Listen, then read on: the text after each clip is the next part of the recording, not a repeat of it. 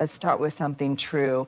Most people don't wake up thinking, how can I deceive today? Or how can I let my jealousy spill into someone else's joy? But sometimes the parts of us we haven't healed, those raw, aching places, speak louder than our intentions. Envy and falsehood don't usually wear neon signs. They whisper, mask, and pretend, but they're there. And learning to recognize them, not with judgment, but with wisdom, is part of keeping your peace. Envy rarely comes storming through the front door. It slips in through the cracks. It doesn't always look like glaring jealousy or outright sabotage. In fact, the most common and dangerous form of envy is the quiet kind, the kind that smiles at you while secretly shrinking inside, the kind that claps for your success but walks away feeling smaller. It often shows up in subtle, almost imperceptible ways. A compliment that feels just a little off, too forced, too pointed, too delayed. A friend who celebrates with you, but only after everyone else has. Someone who shifts the mood when you walk into a room lit up with something good. Envy tends to wrap itself in politeness. It doesn't yell, it whispers. It doesn't confront, it retreats. You'll feel it more than you'll see it, and that's what makes it tricky. Because if you call it out too soon, you risk being labeled sensitive. If you ignore it too long, it chips away at your peace. Here's how it works. When someone carries envy, it isn't really about their own pain, what they believe they lack, what they think they've failed to achieve, how far behind they feel. Your joy, your growth, your visibility, it doesn't create that envy. It reveals it. But here's the hard truth. We often dismiss these subtle cues because we want to keep the peace.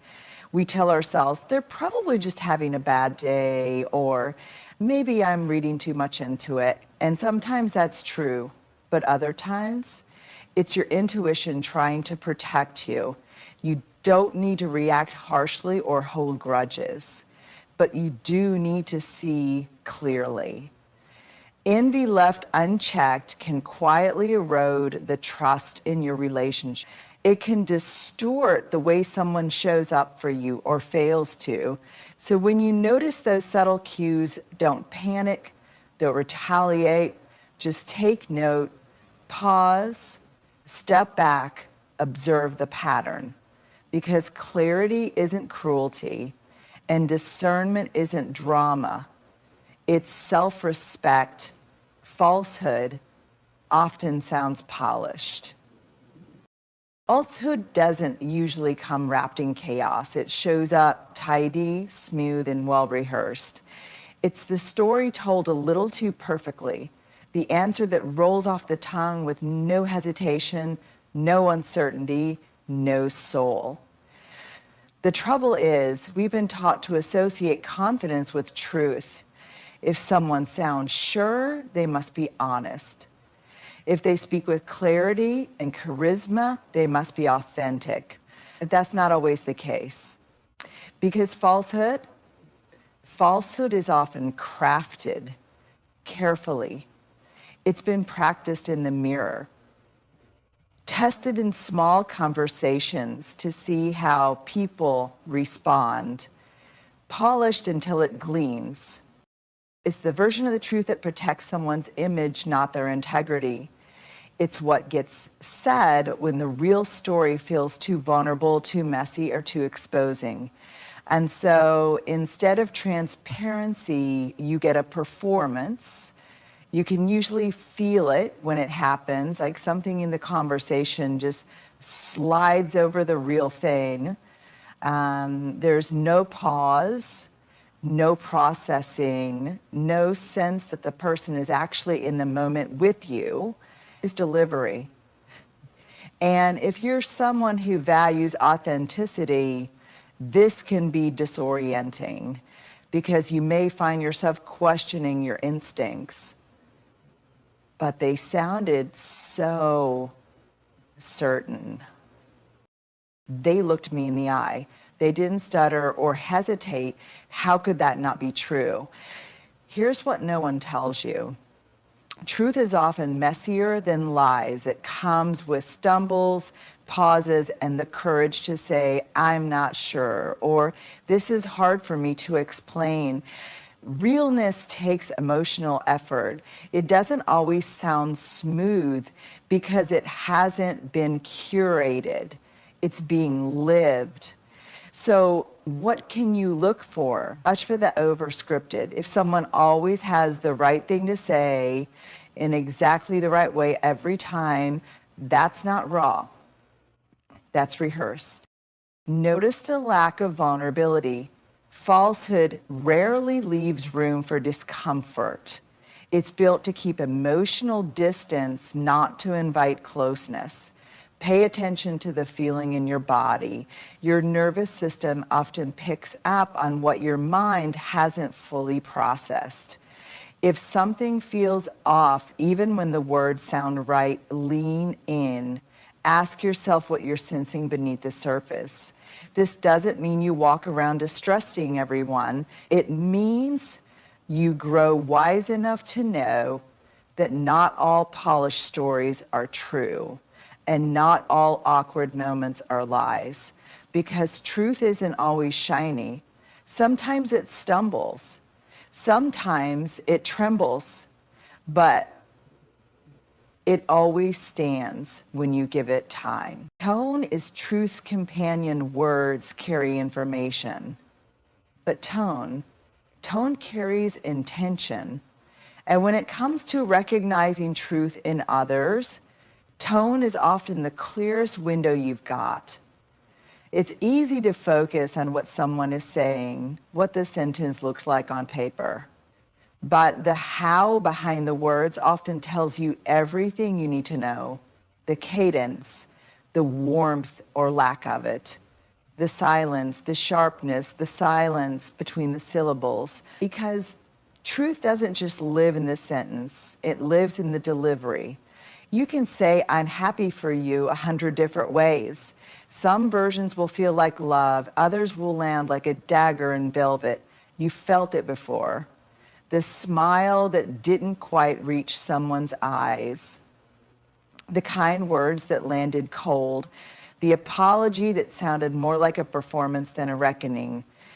That's because tone doesn't lie, even when words try to. It's especially important in relationships, friendships, families, teams. Sometimes someone says the right thing, but something inside you still tightens. You hear the words, but your body feels the dissonance. That's your inner wisdom picking up on a tonal mismatch. Here's the thing. Tone holds emotional weight. It reveals what someone is trying to do with their words. Are they trying to connect, control, avoid, deflect, uplift, diminish? That's what tone tells you. Let's break this down. A kind truth sounds steady. Even if it's uncomfortable, it's delivered with care. There's no sting, no superiority, no edge. A dishonest reassurance sounds hollow. It moves too quickly to wrap things up. There's no spaciousness, no pause to feel or connect. A veiled insult comes with a sweet smile. That's tone doing the heavy lifting while the words pretend to be harmless. And here's what's most important. You are allowed to trust how something felt more than how it sounded. You don't need someone to outright insult you to sense they've diminished you. You don't need a transcript to prove misalignment. If their tone made you question your worth, your place, your story, that matters. Because when someone is grounded in truth, their tone brings peace, even when the message is hard. And someone is hiding, projecting, or posturing, their tone carries tension, even when the message sounds kind.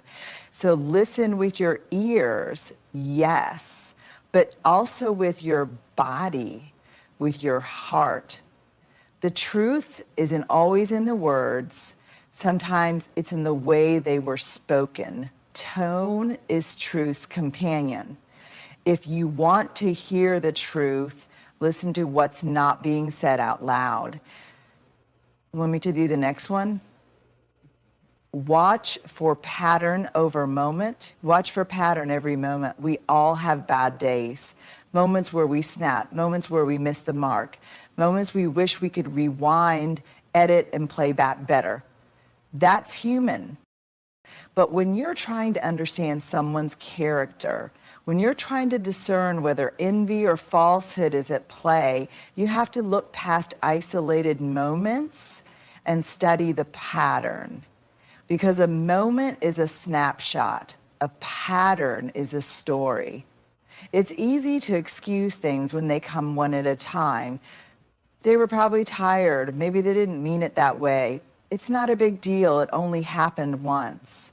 But here's the truth, things that only happen once don't keep happening. If someone constantly interrupts your joy, that's not just a rough day. They're uncomfortable with your light. If someone routinely shifts blame, dodges accountability, or tells half-truths when things get real, that's not just poor communication, it's a coping mechanism. If someone consistently makes you question yourself, your memory, or your worth, that's not sensitivity on your part, it's a pattern of erosion. And yet we're often taught to be generous, to extend the benefit of the doubt. And that's not wrong. It's actually beautiful that generosity without boundaries becomes self-abandonment, especially when the same behavior keeps repeating itself under different disguises. So here's a gentle invitation. Track the pattern. What do you feel after most of your interactions with this person? Do you leave conversations feeling seen, safe, and steady, or small, foggy, and doubting yourself? Do their words and actions align over time, or are you constantly managing emotional whiplash? The truth is, most people reveal themselves slowly. They don't show their full hand all at once. But over time, the small things stop being isolated. They become a rhythm. And rhythms reveal the root. This isn't about keeping score, it's about keeping clarity. Because one lie might be a mistake, but repeated half-truths, that's a pattern. One moment of envy might be unconscious, but repeated sabotage or subtle withdrawal in your joy, that's a signal. And when you see a pattern forming, you don't have to confront or accuse. You simply have to pivot. Adjust your expectations, pull your energy back, redraw your boundary. You don't need to announce your awakening to someone whose behavior has already told you the truth. Just move accordingly, lovingly, quietly, clearly, because the moment may not mean much, but the pattern is everything. Ready for the next one? Energy doesn't lie. You can say all the right things, you can wear the perfect expression, you can smile, nod, and go through the motions, but the energy underneath it all, that's where the truth lives. And the thing about energy is, it doesn't lie. We are wired to feel each other. Long before language, we communicated through energy, facial expression, tone, posture, presence. And that part of us still works. That subtle intuitive sensing we sometimes ignore because it doesn't come with proof or logic. That's wisdom. That's your nervous system reading the room before your brain can catch up. Think about it. Ever walked into a room and felt the tension, even though no one said a word? Ever had a conversation where the words were sweet, but something in you just tightened? Or the opposite, a moment where someone didn't say much, but you felt seen, safe, held. That's energy doing what it does, revealing what words can't. When it comes to envy and falsehood, energy is often your earliest signal. Someone might be saying all the right things, clapping when you win, nodding when you speak, but something feels off. Something in their body, their eyes, their timing tells a different story. You can't always explain it, but you know it. And here's the hard part. We've been trained to override this knowing, especially if we're empathetic or conflict averse. We doubt our gut. We second guess. We give people the benefit of the doubt at the expense of our own clarity. But here's a reframe. You're not being judgmental. You're being attuned. You're listening to the part of you that doesn't need permission to sense danger, misalignment, or insincerity. You're honoring the intelligence that comes not from suspicion, but from years of experience, heartbreak, healing, and observation. Because while someone can fake a smile, they can't fake presence. They can't fake the clean, clear energy of someone who isn't trying to compete with you, diminish you, or deceive you. And when someone's energy is off, you don't need to call them out. You don't need to collect receipts. You don't need to convince anyone else. You just need to trust yourself, even if you don't have the words for it yet, even if it's inconvenient, even if it makes you pull back from someone you wanted to believe in. Energy is the language beneath the language. It speaks with or without permission. It always tells the truth. And it's okay for you to listen. When you start seeing envy and falsehood clearly, when the masks slip and the energy shifts, it can be tempting to respond in extremes. Some of us go soft. They didn't mean it, we whisper to ourselves. We shrink our needs, downplay the betrayal, and stay silent to keep the peace. Others go sharp. We cut people off, build walls, and declare, I don't need anyone. But there's a middle way, a strong, steady path that honors both your humanity and theirs. It's called holding grace and boundaries together. Grace says, I see you're hurting. I know that envy and dishonesty are usually symptoms of something deeper. Fear, insecurity, scarcity. I won't demonize you for being human. Boundary says, but I still get to protect myself. I still get to choose peace over proximity. I still get to walk away from anything that chips away at my clarity, joy, or safety. This is sacred work, learning how to stay open-hearted without staying unguarded. It's not about being nice, it's about being true. Grace without boundaries turns you into a doormat. Boundaries without grace turn you into a fortress. But when you hold both, you become someone who can see clearly without becoming hard. Someone who can step away without creating drama. Someone who can say, this isn't healthy for me, without needing the other person to be a villain. This is where your power lives, not in controlling other people's behavior, but in regulating your response. In saying, I can love you and leave the room. I can wish you well and still stop sharing parts of my life with you. I can forgive you and still choose myself, because grace sees the humanity in others. Boundaries protect the dignity in yourself. Holding both means you stop trying to fix people who don't want to change and start choosing peace over potential. It means you trust your discernment, even if it means walking a lonelier road for a while. It means you love from a place of truth, not obligation, not fear, not performance. And most of all, it means you remember that your softness and your strength are not opposites. They are partners. They live together in the same body. And when they work in harmony, you stop just surviving relationships. You start thriving inside your own self-respect. It's about clarity. It's about protecting your peace, not building suspicion. It's about discerning energy, not assigning labels. Because the truth is, some people won't clap when you grow, some will retreat when you shine. Some will offer hollow praise, curated truths, and support that disappears the moment you need it most. That doesn't make them evil, it makes them human. But just because we understand it doesn't mean we tolerate it. You deserve real connection. You deserve truth without performance. You deserve relationships that feel safe even in your success. So pay attention to the subtle cues. Trust the tone beneath the words. Listen to the patterns, not just the moments. Feel the energy, even when it's quiet.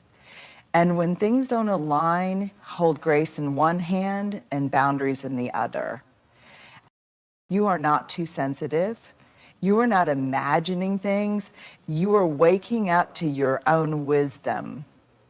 And the more you trust that wisdom, the more your life will begin to fill with people who are rooted, not rattled by your light. People who don't compete with your growth, they honor it. People whose truth doesn't hide in shadows, it stands beside yours. So stay open, stay kind, but most of all, stay discerning, because your peace is too precious to place in the hands of those who haven't made peace with themselves.